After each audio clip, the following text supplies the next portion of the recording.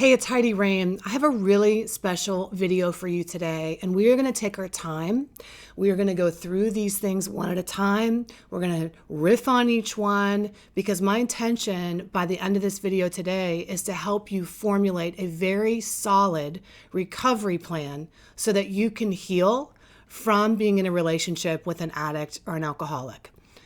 Addicted relationships take their toll on everybody, but mistakenly, what happens is when the addict or alcoholic gets better or you break up, okay, because those are the two options really, what's left happening is like, oh, well, I'm all better now, right? I went to treatment, I'm all better. So our relationship is all great, but you're not better. You still have kind of like CPTSD from being in this relationship. And that's like the war that you've been in, which is addiction. And you're covered in shrapnel.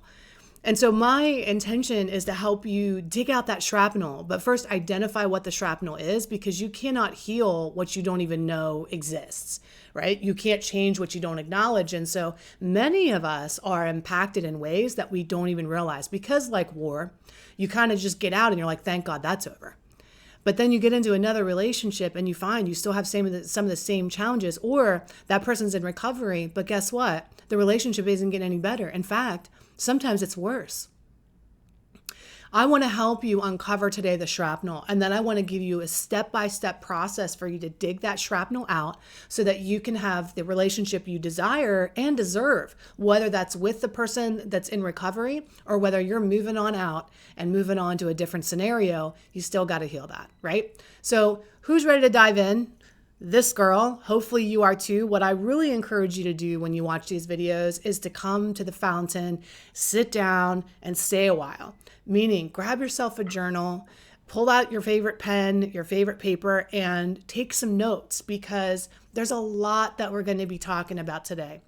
And I have to say, I just want to thank you from the bottom of my heart. I love your messages. I am getting them. I'm sorry if I don't always respond to each and every one. Sometimes I miss some, but I want you to know that they warm my heart. And I am so grateful to know these videos are helping you.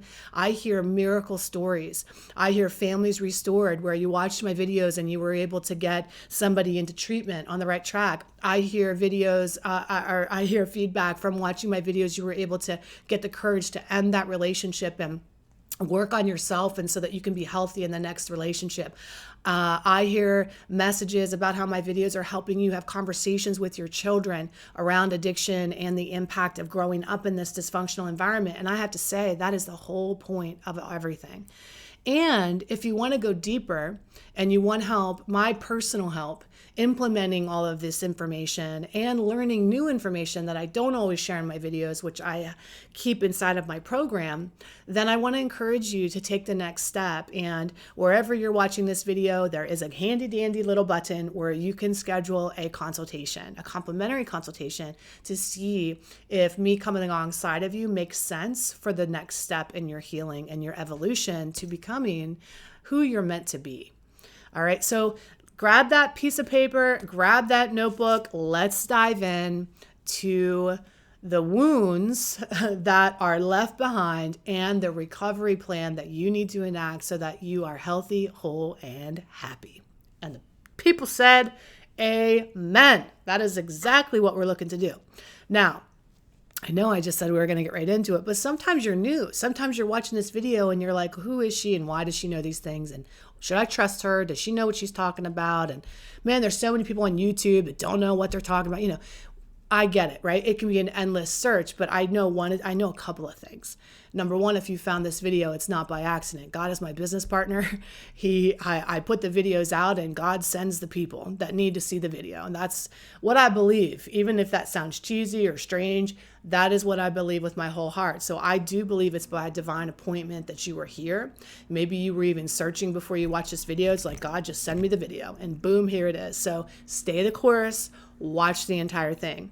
The second thing you need to know if you're new here is I'm Heidi, and what my aim is in life, my mission is to help you uncover your unconscious codependency patterns in dysfunctional relationships so we can rip them up by their root so that you can have the relationships you deserve. But more importantly than that, and yes, there is something beyond us, it is to end the cycles of dysfunction for good on the planet and to heal the children and generations to come. All right. That's the holy goal that we have set forth in this mission that we are partaking together. So lots of things happen when you're in a relationship with an addict or an alcoholic. And again, there are lots of videos here to support you, but we're going to talk about specifically, how do you heal?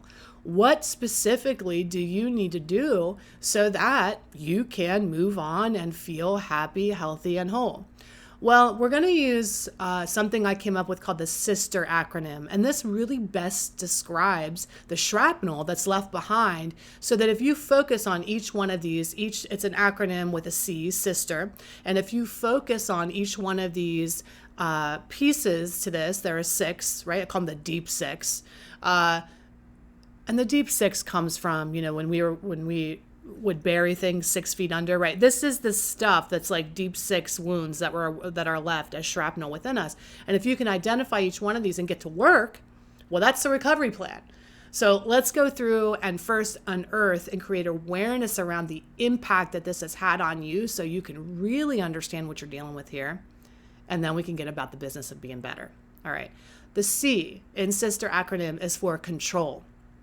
When you've been in this relationship, man, you have either been feeling like you're spinning out of control, like you could be that way where you feel like you have absolutely no control at all whatsoever. It is mayhem. It is chaos. Everybody's impacted. Or you've swung your pendulum to the other side and you're a control freak and you are scared shitless that if you give up control, that bad things are going to happen. And you could be at that precipice. Maybe somebody is getting better and you're worried and stalking their recovery and trying to control their recovery and everything they do. And you're constantly having these control issues. And it's very black or white. It can be all or nothing, where one minute you feel like you need to be in control of absolutely everything and you're on top of things and you're scheduling and you're looking up meetings and you're making sure they're going to their stuff and you're, all over the place. And then you can be like, well, this doesn't work. They relapse or whatever. And then you go all the way back to the other side of the pendulum where you want to bury your head, get into bed, pull the covers up over and disappear. I totally understand that. But in order for you to heal this piece of this control issues that this has created, is you're going to have to learn to kind of live in the middle way, right? It's a very Zen, Buddhist, Taoist kind of philosophy, this middle way, which is your sweet spot between what you can control and what you need to let go of. And that's the work. The work is figuring out what is my stuff and what is your stuff, because it gets confusing in addiction, doesn't it? Where they make you responsible for their addiction. They will gaslight you into believing that you do have control. And in fact, they'll tell two stories too, won't they? On the one hand, they'll say, well, you're making me use and you're sending me out and you're nagging me, so I might as well go get high or do whatever, or you're on top of me and that's why you're making me use. And so you think, okay, well, let me do the dance. And then on the other hand, they'll tell you, you have no control. Now, what's right? What's actually true? Well, in the middle way, we learn that there are certain things that we actually absolutely have no control over, but there are things that you do have control over, like how you respond versus reacting all the time to the situations around you. Like, what do you need to give to them in order for them to recover, and where is your recovery at? How much skin in the game should you have? How much interaction should you have around their recovery? How much involvement should you have? Can you prevent, relapses and on and on and on and on and on. And so that big control issue is the first thing. Now, I don't want to overwhelm you. I just want you to take the very first step today with each of these points in the acronym. And that is, I want you to look at your control issues and I want you to journal about how they show up for you. What side of the spectrum are you on? And where do your control issues show up for you? So awareness is the first step.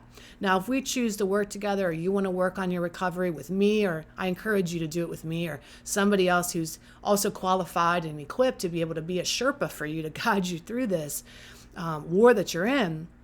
But you're going to need to know, first be aware, and then what we're going to do is aim. Right? We're going to put that awareness in motion. If you couldn't tell, I'm the acronym queen. I'm a teacher in my heart. And so I love to make things easy to understand. By the way, I know these are complex ideas. I know that these are simple things that I'm taking very complex ideas and simplifying them. I also am aware it is not easy. Hey, my cat's doing something. Where is she? Shh, Lily, come here. She's going to be chewing on that paper.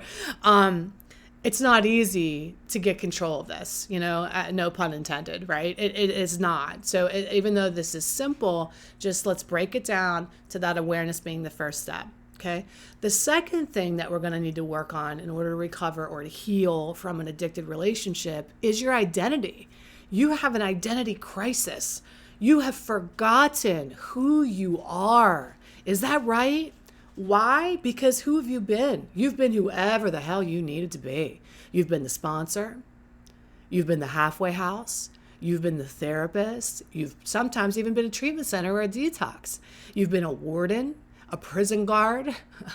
You've been everything but a wife or a husband or a boyfriend or a girlfriend or a partner or a parent. You've been everything but the original thing you signed up for, and now you've trekked into this unknown territory and tried to do a good job and be a coach and whatever. And even if you have like a ton of addiction experience, you have a psychology degree, you're a coach, you know all this stuff, you've done so much research, you know how to help people, but do you know that you're just too close to the situation in order to be able to help your loved one? And that's the truth. I don't care how many degrees you have, how many certifications you have. When you are in it, you cannot be, as we know, as Jesus has told us, you cannot be a prophet in your own land. All right? You can't. So what do you need? Because somebody else will tell your loved one something you've been saying for a million years, and you'll be like, I've been telling you that for 20 years and you haven't listened. Well, you can't be a prophet in your own land. There's my cat, right? So other people need to come along. So you get to decide who you're going to be moving forward. And it's not a treatment center, a halfway house, a life coach, and all these things. It is wife, girlfriend, boyfriend, partner, spouse, whatever it is that you are. But you have to know how to do that. Aside from the role, there's a bigger identity crisis. You have absorbed into this person, and you know it's true. Your whole life has started to revolve around this person. Is that right? Every time, you've lost your sense of yourself. Anytime you're in a situation with your friends, you're not talking about you, you're talking about what's going on with your loved one. Or you stay quiet and nobody really knows you because you're embarrassed. You run in circles where it's not cool to talk about this kind of thing. So you keep it all inside. You've lost yourself. You're on the internet researching addiction, not looking out for stuff for you. Now, look, I'm not saying this to condemn you or to make you feel bad. I'm doing it to help you understand. I get it. And how do I know this? Because it happens with thousands of people. I have been doing this work for a very long time. And when I worked inside of a drug and alcohol treatment center for almost a decade, I helped thousands of clients and hundreds of families. And these are the stories they tell. These are the things that we do. And then I've synthesized them down so that I can come to you and say, oh my gosh, honey, you're not alone. Other people have lost themselves too. But that awareness around the fact that you've lost yourself is only the very first step. The second step is excavating the true you. Who are you? In fact, if you're curious about the people we can't become in dysfunctional relationships, I've written a book, and right now you can still download that book for free if you're at the time I'm making this video on my website, lovecoachheidi.com. You can download a free copy of that book. I call them the 8 different attachment personality patterns, and what they are ways that we relate in these codependent dysfunctional relationships. And codependency is just a way to function in dysfunction. So what I'd like you to do is identify, are you a controller? Are you a pleaser? Are you a fixer? Are you a withholder? Are you a perfectionist, a pretender? I have all these different personalities. And again, that awareness is just going to open you up to knowing what's the next step. And awareness has to be first. Okay. So the identity crisis is real. Who are you? Who have you become? Who has this thing turned you into? Sometimes we feel like we don't even have a say in the person we've become. We feel like we've gotten turned into somebody we're not. I'm an angry person now I never was. I'm depressed all the time. I'm anxious constantly, and that's not really me. And you know what that feels like, not to be able to be your true self. And believe me, what happens next when you're not your true self is you feel like nobody really knows you. Nobody really gets you, and certainly nobody can love you, because how can you have true love when you're not even able to be the true you, right? I know you long for a partner. You long for somebody to come alongside and get you and pour into you the way you pour into them. Amen. You want those balanced relationships, but you first have to understand what your piece is in it.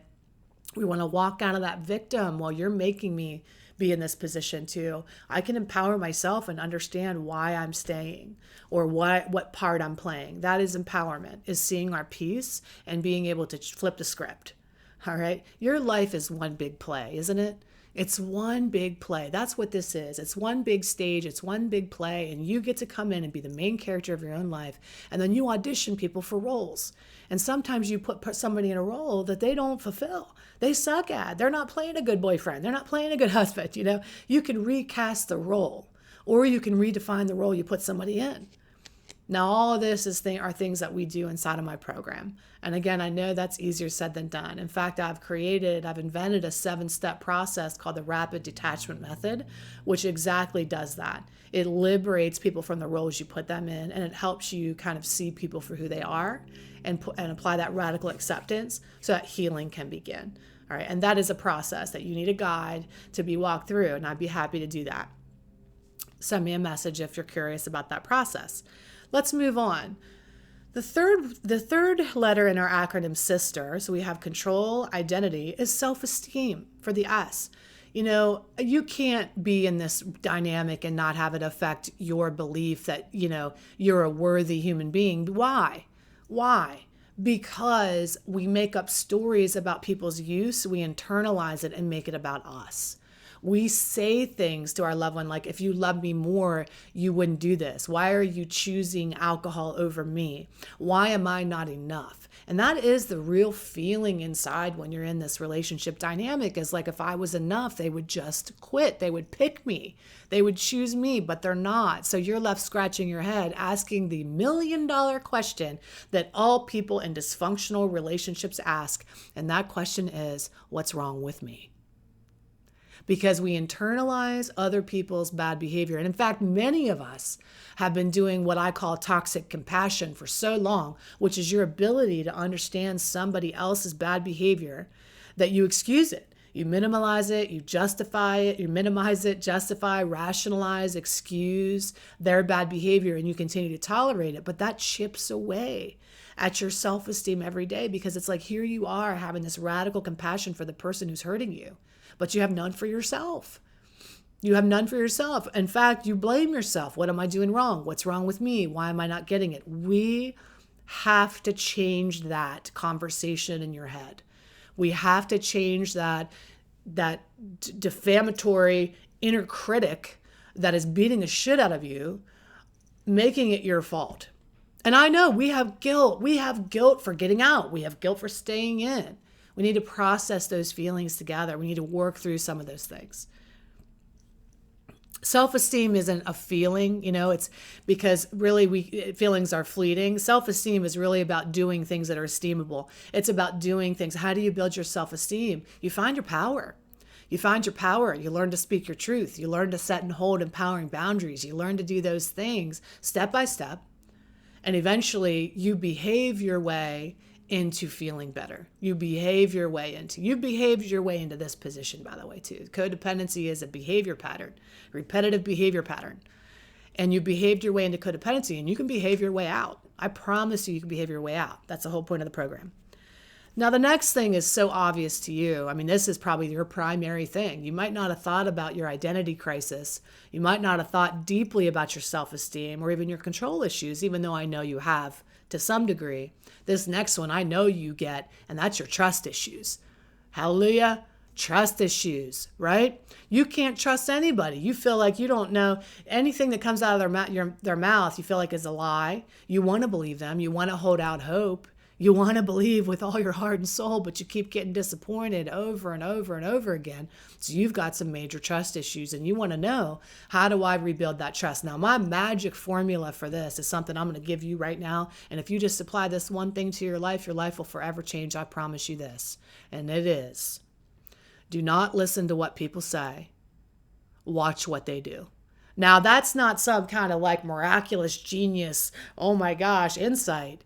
But it is the hardest thing for people to do, because when people start talking, you start feeling good, especially when they're saying things you want to believe. You want it to be true. You want to resolve the cognitive dissonance in your mind. They tell you one thing and they're doing another thing, and you want it to line up. So you want to believe what they're saying, and you believe and you believe and you believe, and you've built this negative trust, right? You just keep keep getting disappointed over and over again. You cannot listen to what people say. In fact, the first year of recovery, I don't want you to listen to anything somebody says for a whole year. I mean, listen to it, but don't believe it. Have hope for it, because they'll say things like, I never want to use again. Thank God that's over. Oh my God, I never want to use again. It's all in the past. I'm never going to drink again. And you get so happy. You're like, yes, the thing I wanted to hear. But you know what? That's what they hope happens. That ain't what happened. That's what they hope happens. That's their intention for what happens. And amen, hallelujah, fantastic for you. I'm going to hold that intention too, but I'm going to live in the land of reality, and I'm going to wait for time to pass so we can see what comes. I'm not going to live my life on a hope and a prayer anymore. Although faith is important, we've got to deal in the reality of what is. Faith is what gets you through what is, not living in a fantasy land of what's to come, what you hope will happen, right? Faith is the thing that gets you through the reality. Okay? We have to embrace reality. I'm all about embracing reality, because I really believe in my whole heart the truth will set you free. I really do. And it's not all or nothing. It doesn't have to be, I can't trust them at all, and I over trust, because that's where you vacillate. Well, I don't trust them at all, Heidi. I mean, I don't trust anything, or I over trust. Well, again, that Zen, Taoist, Buddhist way of right in the middle way.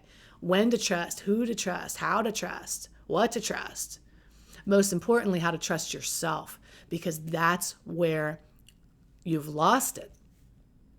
You've been gaslit out of your own best ideas. You have been told over and over again, you're wrong. That's not the way it is. You're not seeing what you're seeing. You start to go a little crazy. You start to believe the lies, and you start to wonder, am I crazy? And if you're wondering if you're crazy, it is crazy. You're not crazy. It's crazy. If you're asking yourself, is this crazy? Yes, it is. But you have been, your intuition, you've talked yourself out of your own intuition. I always ask my students and clients, hey, what were the red flags along the way? And they say, I got blindsided. I had no idea. But when we unpack it, and when we really go back in, we can see the areas of our lives where we had this little intuition, this little knock on our insides that say, hey, something's not quite right here. But again, we don't want it to be true. So we override our intuition with our thought process, and our best idea overrides our best GPS. And your best idea isn't even really a good idea. It's just an idea to protect you, because you want the love, and you want to be held, and you want things to be right, and you want the relationship to work, and you don't want to see the truth of what's going on. So you blind yourself to it, and then you say you got blindsided. Do you see how that happens? What I want to help you do is turn the lights all the way on. I want to help you have eyes wide open. And that's what I tell my students and clients inside of our program. I say, listen, your decision is yours. I want what you want, but I want you to go into things eyes wide open. I want you to fully understand what you're dealing with, who you have, and what's happening here, so that you can have the discernment and the power and the personal power to go in eyes wide open and claim your decision and never get blindsided again. In fact, you're going to understand people so well, you're going to be able to predict what they're going to do just like I do. And you're going to go, holy shit, I didn't even think that was possible. But it is, once you learn how to tap back into that intuition. And that's what we do inside of our programs and retreats and processes. All right, so we have control, identity, self-esteem, trust issues. The E is emotions. Have you been walking on eggshells? Are you to that point where you sit on your feelings so much because you're like, if I say the wrong thing, I'm going to push them over the edge. They're going to relapse. I'm going to make them use. I can't say this. I can't share my real feelings because now they're doing well. And if I share how I'm really feeling, I'm going to set them back.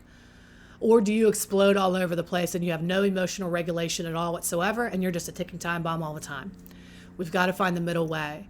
We've got to learn how to use our emotions as fuel to make better decisions, especially useful emotions like pain and anger and resentment that will teach us what we need to do. But we don't live there. We don't live in the resentment, live in the anxiety, live in the pain. They're a smoke signal to your spirit that you've got to make a change and a shift. Now, it wouldn't be a video if there wasn't an airplane going over. I happen to have an office that is all windows. And I don't know if I can move that around. I can't. Anyway, it's outside, basically. So that's, you hear what you hear. So we've got to learn how to manage our emotions, but also respect them. A lot of us have been in so much pain and turmoil. This addiction has really wreaked havoc on our lives that we've shut off from our emotions and we feel numb. We don't even know what the hell we feel. We don't even know what we feel. And so learning how to tap back into those emotions and express your emotions in a way that's helpful and useful and boundaried and respects you and respects, your life and your relationships, and how to manage all of the chaos and things that are coming up, really not just on the outside, but on the inside, right? We're full of chaos. We're full of turmoil, and we need to learn how to process those emotions. Here's the number one super secret tip that'll change your life if you just apply this tip today. You ready? Your loved one is getting better or your loved one is not getting better. Irrelevant. What I want you to understand is that you cannot go to the source of your pain to fix your pain. You cannot go to the source of your pain to fix your pain because they created it. They caused it. That's like, what Einstein said, you can't solve a problem with the same level of thinking that created it in the first place. This is that concept 2.0. You've got to go outside of the person who hurt you to manage those emotions, to process those emotions, to release those emotions, and to set yourself free. It's very difficult to do that inside. And also when somebody's trying to get better, they don't have the ability, the wherewithal, the fortitude to solve your problems and theirs at the same time, to help your emotions and maintain theirs. They're just trying to master their own emotions. They can't be a master of yours too. Okay? That's an inside job. So we have to learn how to do that in recovery. And the very last thing that we're going to learn how to do is responsibility. Now, this is a big topic because we're either overly responsible. I'm the cause of everybody's pain and everybody's feelings and everybody's situation. I am responsible for their recovery. I am responsible for their addiction. Or we take no accountability at all. Again, very black or white, just like codependency is. I have zero responsibility here. They are fucked up. It is their problem and not mine. They're the addict. I hear this said, I don't want to get any help because I don't have the problem. They do. They are the ones that need to go get help, not me. Now listen, you have been impacted. You have been hurt. And it is your personal responsibility to heal, because if you don't, like that old saying goes, you'll bleed on the next person who didn't cut you. You've got to heal the wound. You've got to sew up. You got to remove the shrapnel and sew it up. It is your responsibility. You do have a piece in this. You are playing a part in this relationship. Codependent is like, well, they're codependent, but not me. Is codependent. We are both in this, opposite sides of the same coin. Well, if you're like, well, I'm amazing, I'm perfect, and I know a lot of perfectionists, right, are in my programs, and I get it. And you might feel like you are literally doing everything right all the time. But here's the deal. Fixers, people who are like superheroes, okay, have to have a victim or they don't feel their power. A superhero walking around without anybody to save is a superhero out of work. They don't feel their value. They don't feel like they're functioning in the world. They don't feel like they're living into their purpose and destiny. And so for you, you pick people, if you're a fixer, to rescue so that you can feel fulfilled. Now, I'm not victim blaming here. I'm empowering you to understand that you play a role in your own play. You are playing a part in your own play. And why is that amazing, awesome news? Because you can write out characters. You can write a new relationship with yourself. You can switch over who you are and how you show up. You can switch the theme of your play and go from a tragedy to a comedy, or from a drama to a dramedy. And you can do all these wonderful things because you're the author, you're the script writer, you're writing the whole thing. And I know that feels ridiculous because you feel so out of control. And that leads us back to Do, re, mi, fa, sol, la, ti, do. Control, C-I-S-T-E-R. And they all feed each other. And so what we want to do is recognize where you're at in the sister acronym. Let's go over it one more time. Control issues. That is a piece of the shrapnel. We're going to pluck it out. Identity crisis. Who are you? What role are you playing? And who do you really want to be moving forward? Self-esteem issues. How can we learn how to do things that are going to set us up for success, to love ourselves again, find out who we are, and love that person, set that person free and love that person?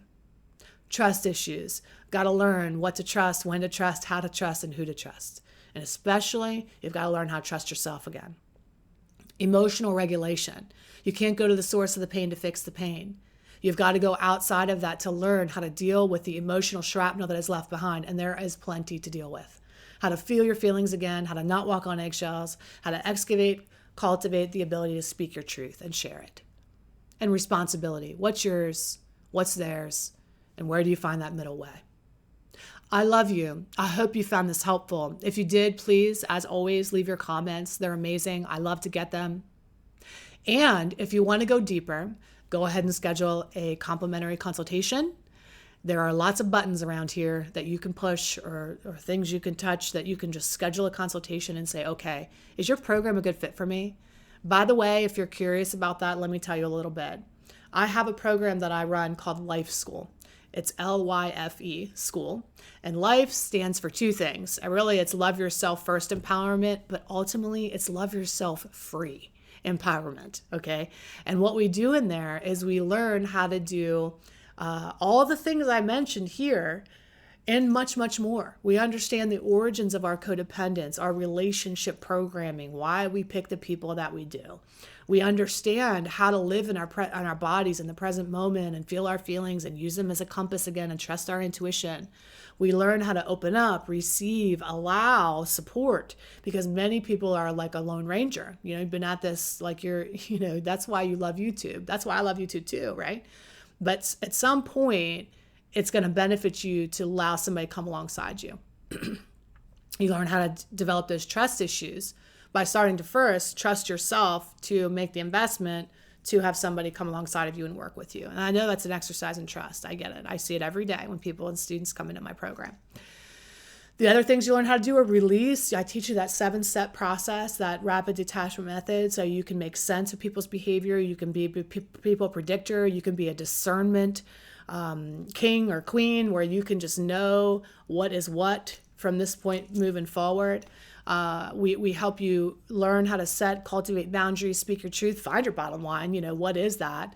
So many, many things. And I'm very proud of it. It is a beautiful experience. It's a wonderful opportunity for me to come alongside of you in a group, in private, hybrid model.